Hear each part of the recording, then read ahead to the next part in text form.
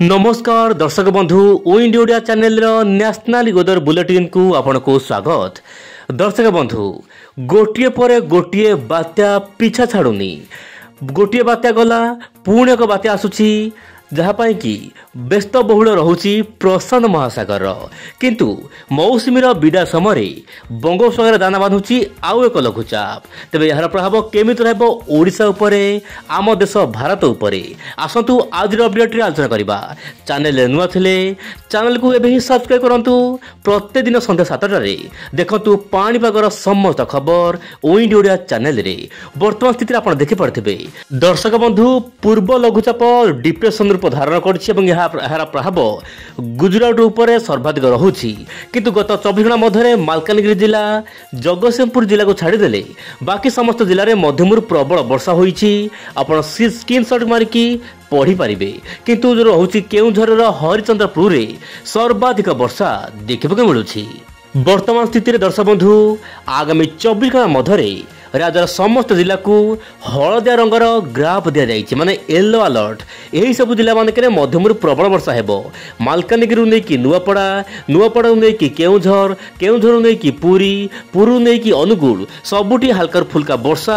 किछि अंचल रे तुहा को तुहा वर्षा हेबो किंतु वर्तमान समय बड़ वर्षा हेबार संभावना बहु मात्रा रे कम रहिछि बोली जा वर्तमान समय पाणीपाग तरफ सूचना दिया जाइछि। किंतु वर्तमान दिन बेला सामान्य गुळुगुळी रहिबो कारण समुद्ररू यथेष्ट परिमाण में जलीय बाष्पूर्ण वायु जाऊँगी। आप मोबाइल स्क्रीन देखु दर्शक बंधु गोटे पटे प्रशांत महासागर सक्रिय होबार लगी आउ गोटे पटे आरब सागर मध्य सक्रिय हो पारे कारण दर्शक बंधु पूर्व लघुचाप डिप्रेशन हो गुजरात उपरे सक्रिय रही प्रभाव गुजरात सहित सौराष्ट्र और कच्छ रे प्रबल अति प्रबल वर्षा पाई रेड अलर्ट रही।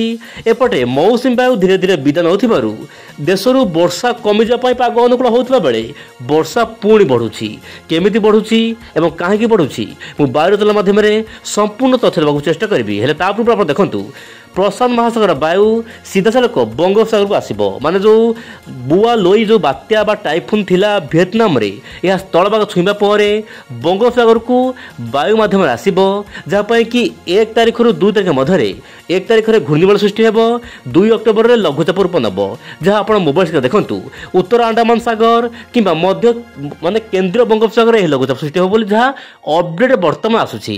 किंतु यह केउ जगार सृष्टि हेबो ताहा वर्तमान आकलन होई नाही किंतु जहाँ अपडेट रही आप देखंतु दर्शक बंधु यही लघुचाप घनीभूत अत्यधिक हम और यह डिप्रेशन किंबा डीप डिप्रेशन पर्यटन जाइपे किंतु यह समुद्र रे ही मिले जाइपे। आगो को आप देखंतु यही लघुचाप जो रहुची केंद्रस्थल विशाखापट्टनम रु नहीं पारादीप मध्य रहिबो किंतु यार प्रभाव में अत्यधिक भारी वर्षा उत्तर ओडिशा ता सहित उपकूल ओडिशा हेबो।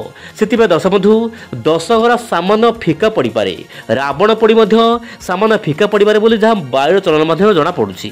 किंतु वर्तमान आपण देखंतु मौसुमीर प्रत्यावर्तन बा विदाय समय बाधक साजुची लघुचाप बा बंगोपसागर जलीय बाष्पूर्ण वायु। आपण देखंतु जलीय बाष्पूर्ण वायु जाउछि ओडिशा देई आपनकर उत्तर भारत को किंतु उत्तर भारत जो शुष्क वायु आसवा कथा मौसुमी दुर्बल हवा कथा वर्तमान ताहा हेई पारु नाही। किंतु केबे हबो मौसुमी वायु दुर्बल ओडिशा रे ताहा तो वर्तमान कहबा बड़ मुश्किल। किंतु जहाँ जना पड़ुछि आगामी दिन में ओडिशा रे प्रबल वर्षा हेबो। सेथिपाई दर्शक बंधु यही समस्त जिला को वर्तमान माने 30 जिला को येलो अलर्ट रही। आप मोबाइल स्क्रीन देखि पारथेबे राज्यर विभिन्न अंचल में खरा वर्षा वर्तमान हेबार आशंका रही। प्रत्येक दिन पाणीपाग खबर पाई आपण ओइंड ओडिया चैनल सहित जड़ित होई रुहंतु। आज एतिकी नमस्कार जय जगन्नाथ दर्शक बंधु।